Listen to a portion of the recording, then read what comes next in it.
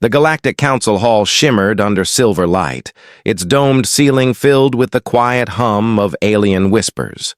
Hundreds of species gathered there, scaled ones with burning eyes, winged ones with soft hisses, and tall mechanical beings that glowed faint blue. They were waiting for the next trial, something small, something they thought would be amusing. In the center of the hall stood a small human child named Eli. He was maybe 10 years old, dressed in a simple striped sweater. His brown hair was messy, and his face carried a calm that looked almost out of place among the monsters watching him. Beside him stood a creature, short, thick-furred, with sharp eyes that glimmered like polished steel. "A honey badger," the crowd murmured. Some laughed outright. "Is this a joke?" hissed one of the scaled judges. "A child and a ground beast? The humans must be losing their minds," said another, shaking his serpentine head. Laughter rolled across the chamber like a slow wave. Eli didn't move. His honey badger named Kara didn't either. The small creature's nose twitched once, but her black eyes were locked on the judges. She was utterly still, her claws pressed gently against the floor's cold metal. The council leader, a massive insectoid being called Zerak, leaned forward from his high seat. "Human representative," he said, his voice clicking. "You were warned not to bring unregistered life forms into the council chamber. Explain yourself." Eli's voice was soft but clear. "She's not a weapon," he said. "She's my friend." The aliens laughed harder. Even Zerak gave a dry, rattling chuckle.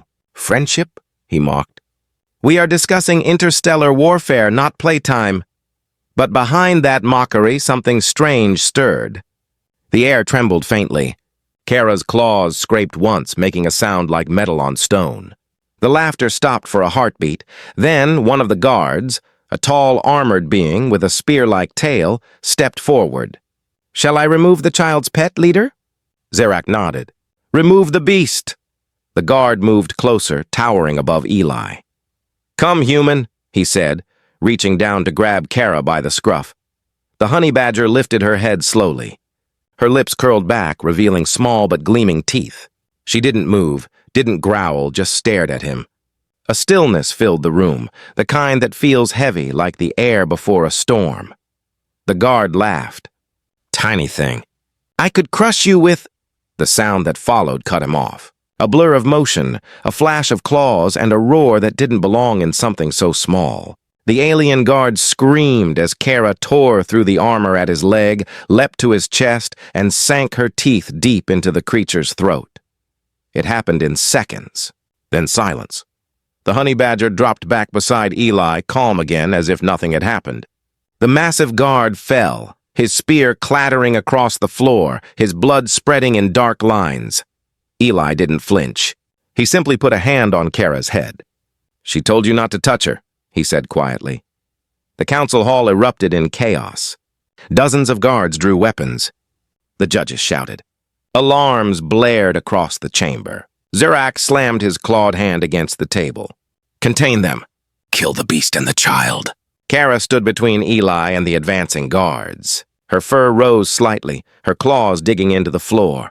Her low growl rolled like thunder through the hall. For the first time, the council hesitated. Zerak shouted again, "Do it!" The first guard lunged forward. The honey badger met him mid-air. Metal split like paper.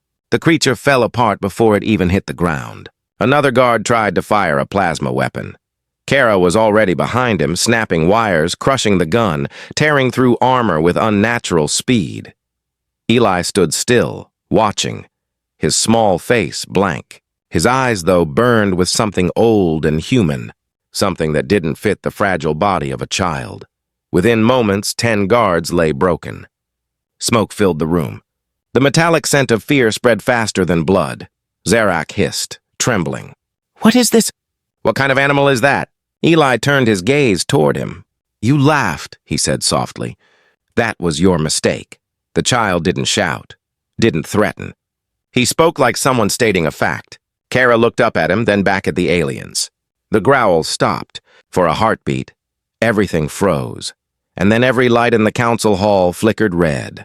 Outside the chamber, security drones and soldiers were already running toward the disturbance. The first explosion came from the entry bay. Monitors cracked. The Council's security system began failing one section at a time.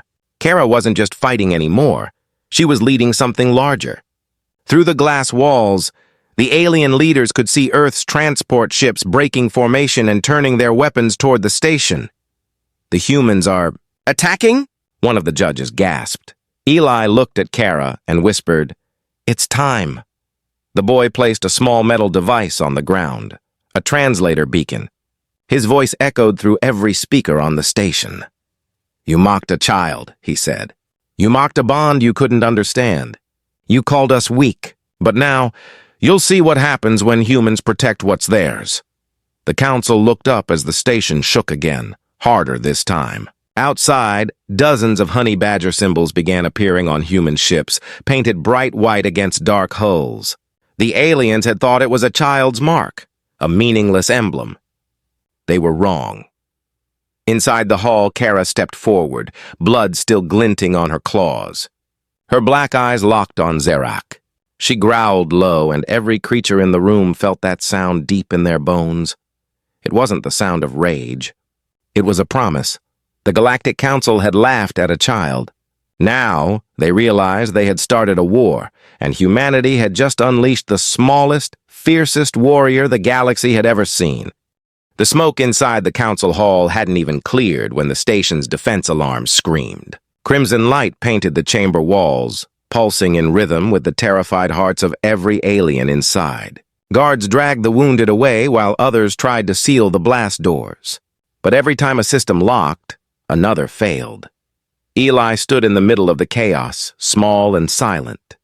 His honey badger, Kara, sat beside him, chest rising and falling in slow, steady rhythm. The child's calm looked wrong inside the storm of panic. From his high seat, Zerak slammed his claws against the control desk. "Override all access codes." "Block every human transmission," he barked. A smaller officer stammered, "Counselor, we cannot." "The human signal, it's inside the command grid already," Zerak hissed. "Impossible." It wasn't. Somewhere deep in the orbital station, hidden beneath maintenance decks, small human drones were awakening. They were unarmed, tiny, almost insect-like, built to crawl through vents for repairs. But today, their programming had changed. Their new mission was one line of code: protect the child. On the hall's display screens, the outside view flickered. The image of Earth's fleet filled the sky. Ships that had been humble research vessels now glowed with energy shields. Their comm channels buzzed with one repeated phrase: "Protect the young." "Defend the bond!" The phrase spread like wildfire through the alien networks, confusing, unstoppable. Zerak's trembling assistant turned to him. "What bond, Counselor?" "What does it mean?" Zerak didn't answer. He was staring at the boy. Eli met his gaze. The child's eyes were too calm, like someone who had already buried fear a long time ago. He knelt beside Kara and whispered, "Stay close." The words were quiet, but the badger moved immediately, ready for command. The next blast came from above. The ceiling cracked, raining sparks. Guards screamed as chunks of alloy fell. In that chaos, Kara moved again, fast, silent, brutal. She leapt across the floor toward the main door where a group of armed troopers tried to push in. They didn't even have time to raise their weapons. Claws flashed. The first fell with his throat open. The second's armor shredded like cloth. Zerak staggered back, voice shaking. "You don't understand what you're starting, human. You'll doom your species!" Eli stood up. His small shadow stretched long in the red light. "You already tried to do that," he said. "You tested our worlds, our animals, our children. You called it science. We called it cruelty." For a moment, no one moved. Then Kara gave a low rumble, like distant thunder rolling through metal. On the far side of the station, the human ships began sending boarding pods. Tiny capsules of light burned through vacuum, attaching to the hull like sparks from a forge. Inside them, teams of humans in dark armor prepared to enter the Council's core. None of them carried large weapons.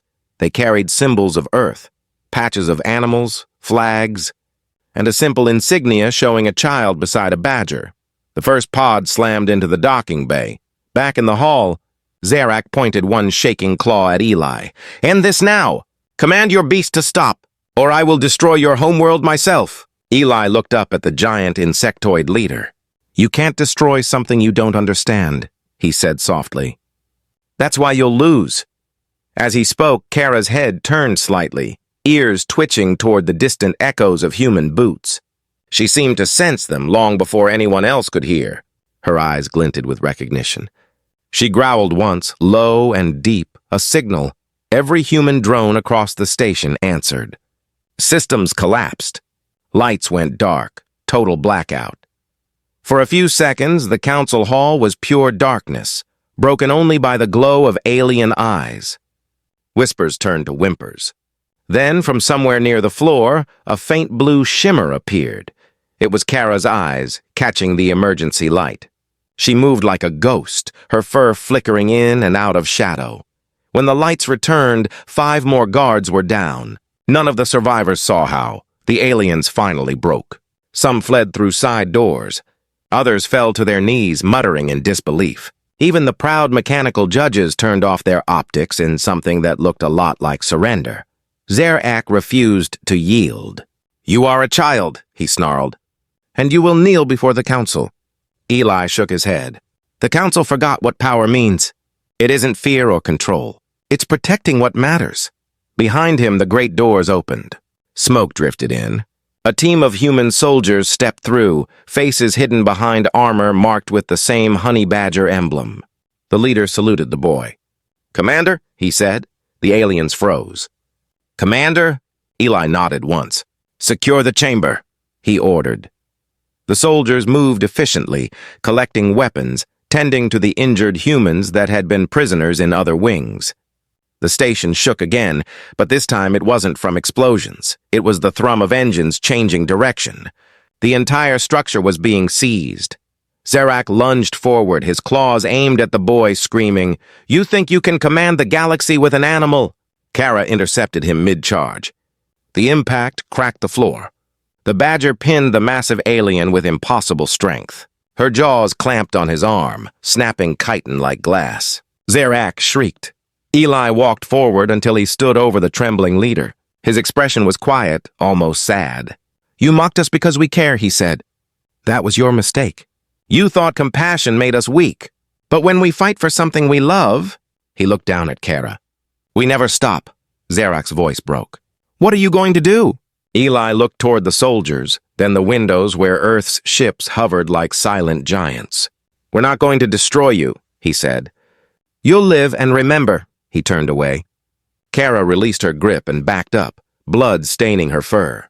Zerak lay gasping, clutching the ruined limb. As the human forces took control of the command center, the galaxy's most powerful council sat broken, watching a child walk out with his companion beside him. Outside, the human fleet realigned. Messages went out across dozens of worlds. The council has fallen. The humans did not start this war, but they will finish it. Kara stood by the airlock door, looking out at the glowing planet below. Her reflection shone beside Eli's in the glass. One small boy, one unstoppable creature. Together, they had changed the course of civilizations. The boy whispered, "Let's go home." The door opened, light spilling over them. Behind, the council's banners fell from the walls. Ahead, the stars waited, and somewhere, deep in every alien's heart, a new word began to spread. Fear. Not the kind born of power, but the kind that comes when you realize the smallest creature in the room was never the weakest. Humanity had arrived. The Galactic Council station drifted silently over a pale blue world, its proud banners burned and torn. The war was over before it began, yet every alien empire now felt the tremor of its echo. Across the galaxy, transmissions repeated the same footage, the image of a small human child walking beside a blood-streaked honey badger while the Council fell to its knees. Billions watched in disbelief. Some called it propaganda. Others called it the beginning of a new age, but every species agreed on one thing: never again mock a human bond. Eli sat inside the command deck of a human cruiser called the Resolve. Outside the viewport, the broken council station hung like a scar in space. Kara lay beside him, resting her head on his boot. Her breathing was steady, but her fur was still marked with battle dust. Captain Mira Thorne entered quietly. She was tall, scarred, and clearly uncomfortable standing near the boy who had become the galaxy's most famous face. "We've secured the system," she said. "No sign of Council retaliation yet, but the other sectors are restless." Eli nodded slowly. "They're afraid," he said. "They should be." Mira hesitated. "They're calling her the Earth Beast. They think she's some engineered weapon." Eli looked down at Kara and smiled faintly. "She's not a weapon.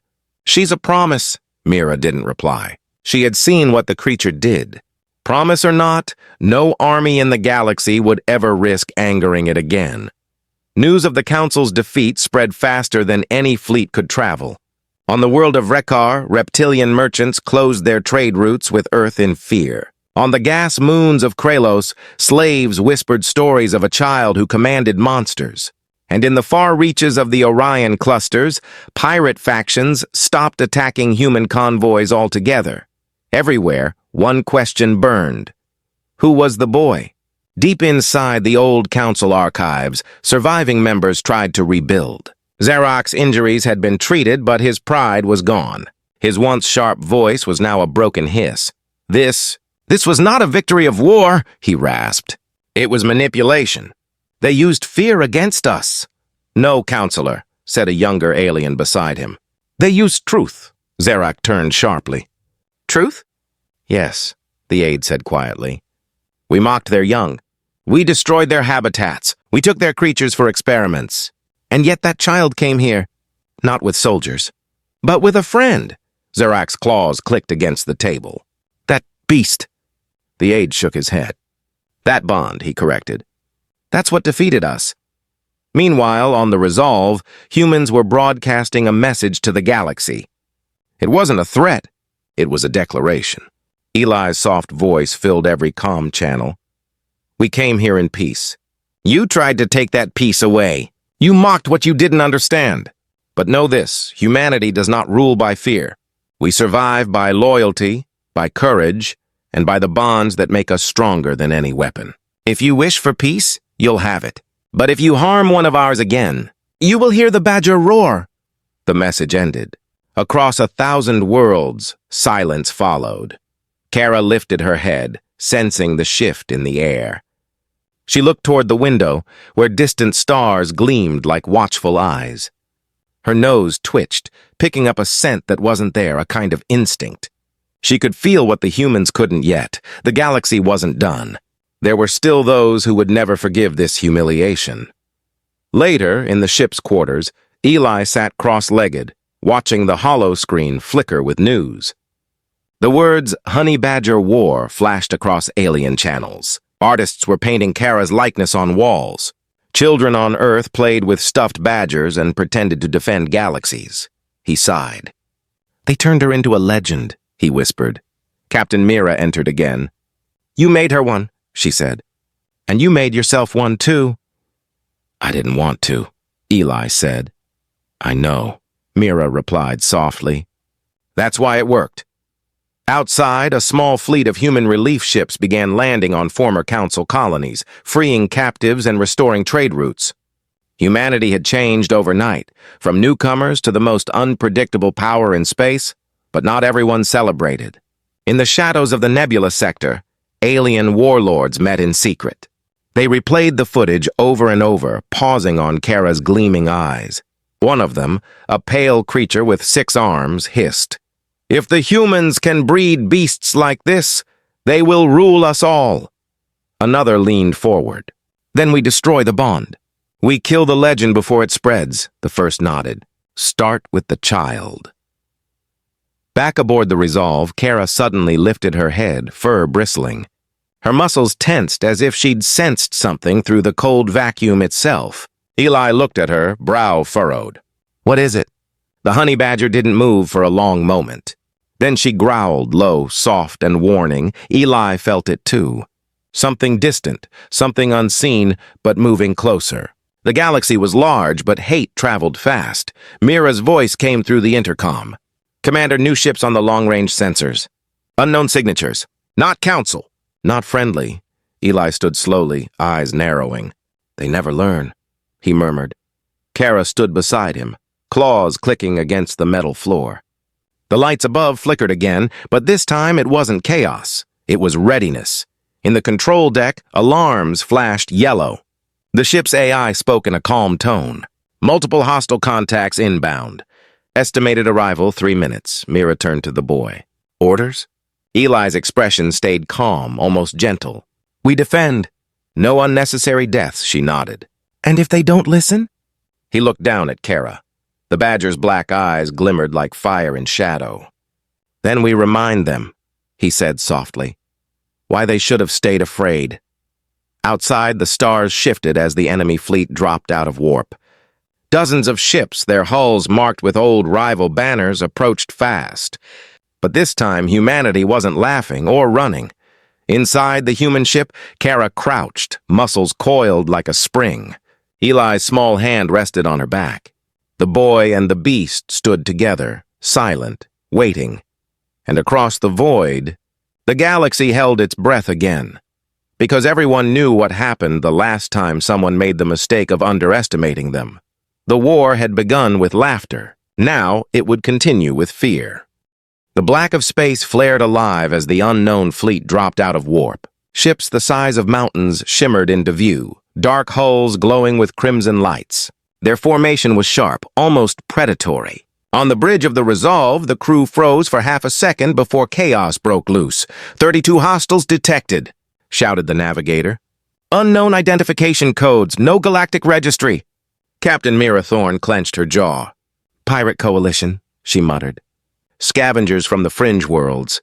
Looks like the Council's leftovers hired dogs to finish what they couldn't. Eli stood at the center of the deck, still and calm. The boy's hand rested lightly on Kara's head. The honey badger's fur bristled as her eyes tracked the shifting radar screen, low growls vibrating from her chest. Mira turned to Eli. They're locking weapons on us. Orders? Hold fire, Eli said softly. Let them speak first. The communications screen flickered to life. A monstrous alien with scales the color of rust appeared. His wide mouth curled into a grin. Human child, he sneered. We've heard stories of you. The one who broke the council. We came to test if the legend bleeds. Eli didn't blink. If you're looking for fear, he said quietly, you won't find it here. The pirate laughed, showing rows of teeth. Good. That makes this more fun. The transmission cut. Seconds later, the enemy fleet fired. Space lit up in a storm of plasma fire. Explosions painted the dark in red and blue streaks.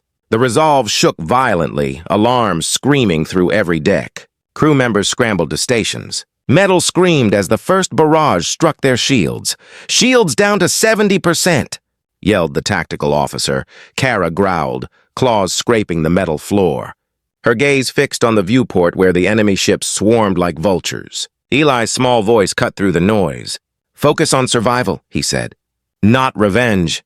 Mira gave a short nod and shouted, Evasive maneuvers! Fire back only on my mark! The ship spun, engines flaring, weaving through the chaos. Every flash of plasma outside painted Eli's face in bursts of white light. He didn't flinch. Kara stood beside him like a shadow of fury waiting to wake. Then one of the crew screamed. They've boarded! Docking clamps on the lower deck. Mira turned sharply. Security, contain them. Eli was already walking toward the elevator. Where are you going? She demanded. He looked at her with calm eyes. They came for me. Kara followed without a sound. The elevator doors closed, sealing them away from the noise of the bridge. The lower deck was dark, lit only by flickering red emergency lights. Smoke rolled through the corridors. The hiss of airlocks echoed as metal claws tore through the hull. The first boarding pod cracked open like an egg. Dozens of alien raiders poured out, tall, armored, covered in bone plating. Their leader, a four-armed brute, stepped forward with a plasma axe that glowed blue at the edges. Find the boy, he ordered. The moment his foot hit the floor, Kara's growl filled the air. It wasn't loud, but it was deep, ancient, alive with something primal. Every creature in the corridor froze. The sound made their blood remember what it meant to be prey. From the shadows, two small eyes glowed. Then the honey badger moved. She launched herself forward with a speed no one could track. The first alien fell before he even lifted his weapon, throat crushed. The second tried to swing his blade, but Kara twisted under it, ripping open his armor at the waist. She didn't stop. She moved through the raiders like lightning through a storm. Eli stepped into the light behind her, calm and quiet, watching as chaos bloomed. "You shouldn't have come," he said softly. One alien, trembling, raised his blaster and shouted, "Monster! You're both monsters!" Eli looked at him. "No," he said. "You made monsters when you laughed." The honey badger hit the last raider with a brutal slam, sending him into a wall so hard it bent inward. Silence followed, broken only by the sound of Kara's steady breathing. The deck floor was scorched and cracked. Eli walked forward and placed a hand on her back. "It's over," he whispered, but Kara didn't relax. Her ears twitched. "More," she growled. Eli frowned. Then through the smoke came heavy mechanical footsteps. The air shimmered with heat. Out of the boarding tunnel emerged something far larger, a war droid, towering 3 times Eli's height, its chest glowing with reactor light. Target identified. Human subject Eli, terminate. The machine raised its plasma cannon. Kara darted forward before it could fire, slamming into its legs, claws digging deep into its armor. Sparks flew, metal screeched, and the droid staggered. The cannon fired wildly, tearing through the ceiling. The honey badger snarled, tearing wires and metal apart like flesh. Eli moved closer, his face calm even as fire burned around him. He knelt beside the droid's power core and pressed a small device onto it. "You shouldn't have touched my friend," he said softly. He tapped the device. The light blinked once. The explosion shook the deck. When the smoke cleared, the corridor was gone, just twisted metal and silence. Kara limped out from the debris, her fur scorched, but her eyes still burning. She shook off dust and walked back to the boy, blood and oil dripping from her claws. Eli reached up and wiped ash from her face. "You did good," he said gently. Alarms blared again over the intercom. "Enemy ships retreating." Mira's voice crackled. "They're pulling back! They're running!" Eli looked up toward the sound of her voice, expression unreadable. "They thought victory was about weapons," he murmured. "They never understood loyalty." Kara gave a low grunt, sitting beside him. Her fur was blackened, her breathing heavy, but her eyes were sharp, alive. She licked a small cut on Eli's hand as if checking he was unharmed. The boy smiled faintly. "Still standing, huh?" The ship steadied as the battle outside ended. The enemy fleet vanished into warp, leaving only silence behind. Back on the bridge, Captain Mira watched the retreating ships disappear. She whispered, "They'll tell stories about this too." Eli entered a moment later, Kara padding beside him. The entire crew turned to look at the pair, some in awe, some in quiet fear. Mira met his eyes. "They won't stop coming." "I know," Eli said. "But now they'll think twice before touching what's ours." The view beyond the glass was filled with drifting wreckage, silent proof that humanity had survived again. Kara pressed her head against Eli's leg and closed her eyes, finally resting. The crew watched as the boy and his beast stood together, framed by the light of distant stars. The galaxy would remember that image longer than any speech or battle cry. Somewhere out there, more enemies were watching. But now, they hesitated, because they finally understood what the Council had learned too late. The smallest creatures on Earth were born without fear, and beside them stood the humans, who had learned the same lesson. 3 weeks after the pirate assault, the galaxy felt different. The stars still burned, the trade routes still glittered, but everything moved quieter now. Everywhere the humans went, the whispers followed. They say a child commands the fleets. They say his pet tore through armored troops like paper. They say Earth breeds monsters. Eli didn't care for the stories, but stories have a way of growing faster than truth. He sat in the observation deck of the Resolve, staring at the silent curve of a distant gas giant. Kara slept beside him, finally healing, her fur shiny again, the faint scars across her muzzle glowing silver under the ship's lights. To anyone else, she looked peaceful, To Eli, she was a warning written in flesh. Never push too far, never forget what started this. Captain Mira entered, boots echoing softly. She carried a datapad filled with reports. "Every major news channel wants an interview," she said. "They call you the child commander of Earth. They want to see the honey badger." Eli didn't look up. "They don't need to see her. They just need to remember why she fought," Mira sighed. "You know the Council worlds are rebuilding. Some of them are forming a new alliance. They want peace talks." Eli turned his head slightly. "Peace," he said, "or surrender?" "Both," she admitted. "Depends who you ask." Eli's expression didn't change, but his voice softened. "If they want peace, I'll listen. But if they lie again..." Kara opened one eye, as if finishing the thought for him. In the outer systems, things weren't quiet at all. Fragments of the old council had gathered in the shadows, generals, merchants, assassins, and bitter survivors. They called themselves the Ascended. Their goal was simple: erase the shame of being defeated by a child and a ground beast. In a dark chamber beneath a red-lit asteroid base, a figure in silver armor spoke to the others. "Humanity grows bold," it hissed. "Their fleets expand. Their beasts multiply. If we do nothing, every world will kneel to Earth." A second voice rasped. "Then we strike the heart. We take the child. Break the symbol, and the fear dies." They all agreed. Back aboard the Resolve, Kara stirred from her rest. Her nose twitched. She rose suddenly, eyes fixed on the window. Eli felt it before the sensors did. The faint vibration through the ship's frame. The intercom came alive. "Captain to bridge. Unidentified signal approaching." Eli and Kara ran down the corridor. Crew members stepped aside as the boy passed, his presence now something between command and myth. On the bridge, Mira stood before a swirling hologram. "Small ship, single signature, moving fast." Eli frowned. "Not a fleet?" "No," Mira said. "A messenger." The transmission opened. An alien girl appeared on the screen. Young, her skin pale blue, eyes bright with tears. She looked terrified. "My name is Lyra," she said quickly. "I'm from the Council colony of Vandros. They're coming for you. The Ascended, they're building something. A weapon. A creature." Eli's eyes narrowed.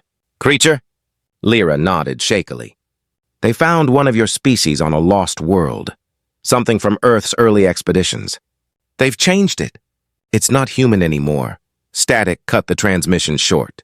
When the screen cleared, the small ship was gone. Just a trail of debris and a silent pulse fading into the void. The bridge went quiet. Mira whispered, "They killed her mid-message." Eli looked out the viewport, expression cold. "Then they've started the hunt." Kara let out a low growl that rose into a chilling rumble. Hours later, the ship's lights dimmed as the crew slept.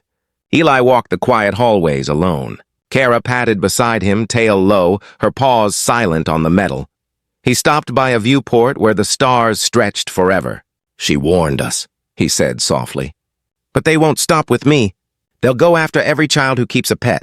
Every bond that reminds them we're not like them." Kara brushed against his leg, eyes gleaming. She didn't understand the words, but she understood the feeling. Danger, closeness, loyalty. Eli rested his hand on her head. "If they want war again," he whispered, "then we'll give them the same lesson. We don't fight because we hate them. We fight because we protect what we love." On the far side of the galaxy, the Ascended's weapon came alive. It was enormous. Part machine, part flesh, a living engine built from stolen DNA. In its heart beat something once human, now twisted, its mind broken by experiments.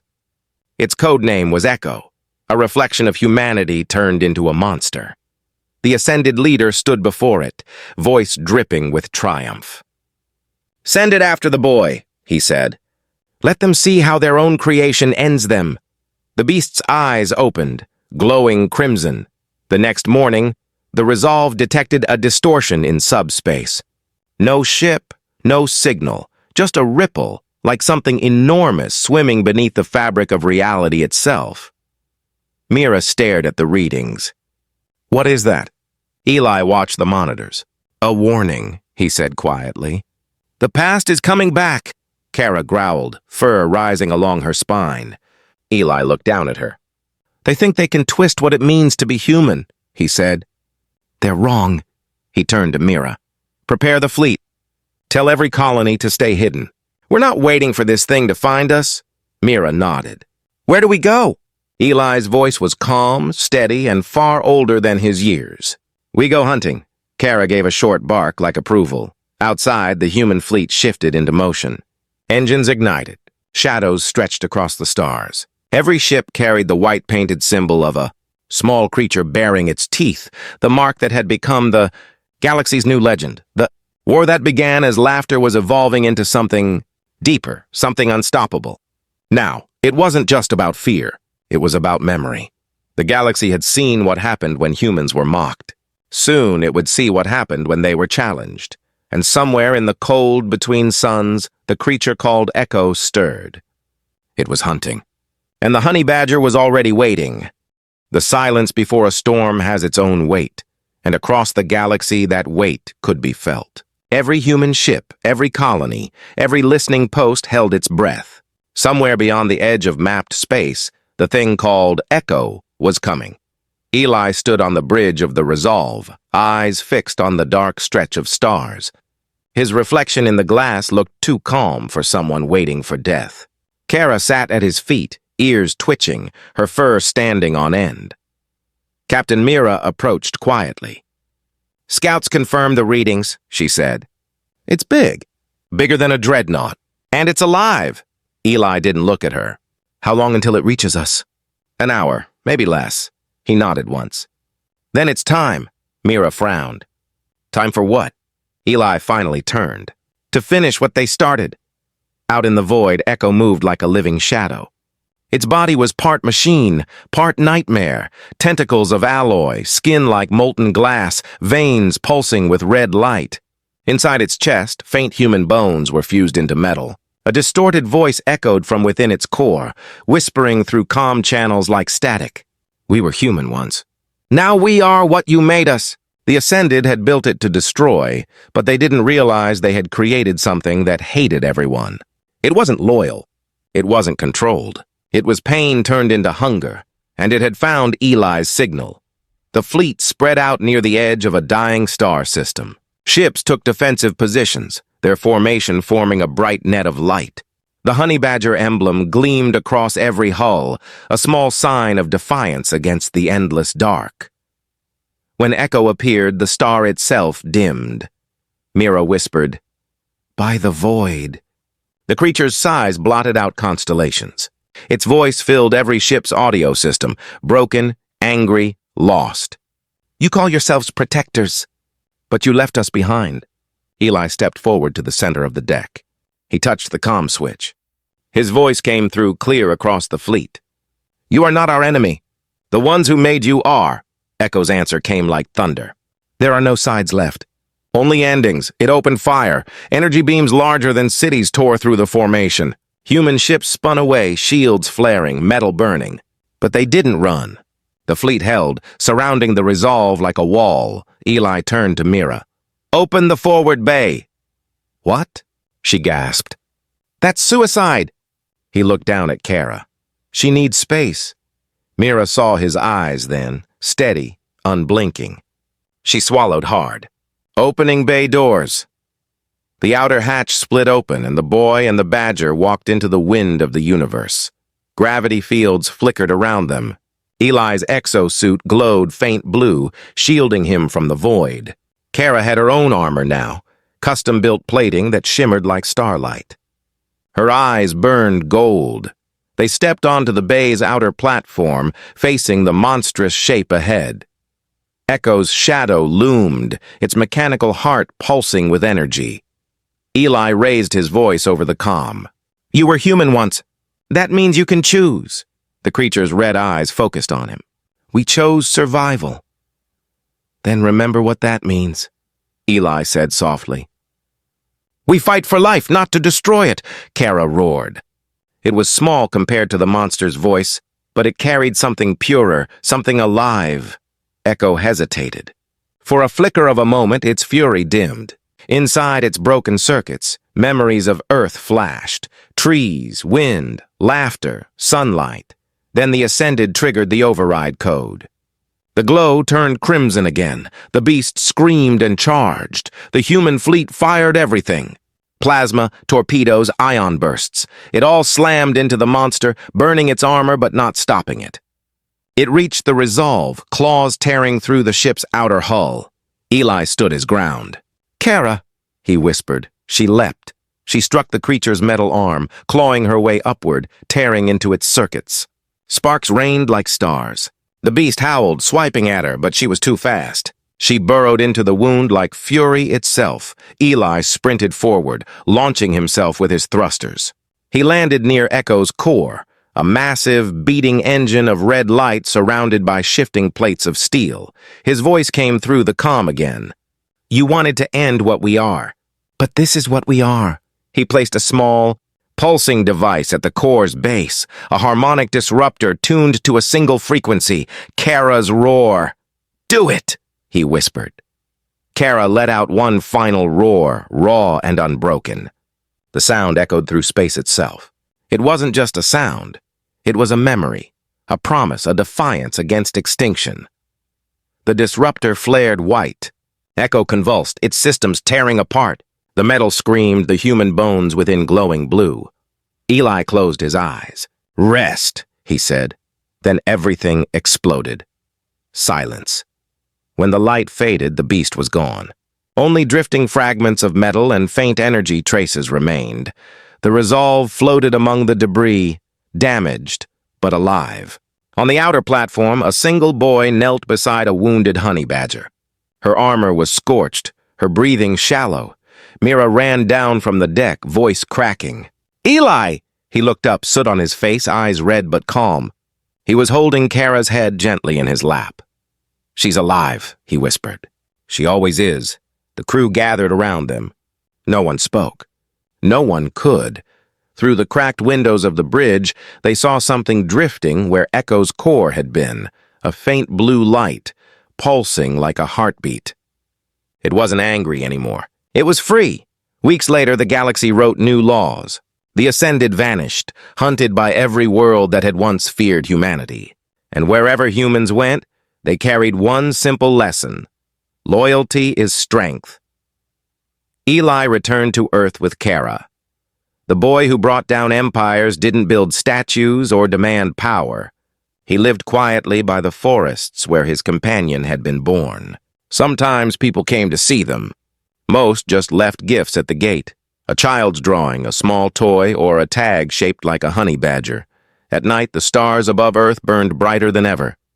And somewhere out there, the galaxy whispered the story again, of the day a child stood against the universe and won, not with hate, but with love and courage. Kara would sometimes look up at the sky, eyes catching the starlight. She'd growl softly, not from anger, but from memory. Eli would smile. "They're watching," he'd say. "Let them remember." And they did. For generations. Because the galaxy had learned one truth that would never fade. You can laugh at humans. You can mock their weakness. But when they fight for those they love, the universe itself trembles.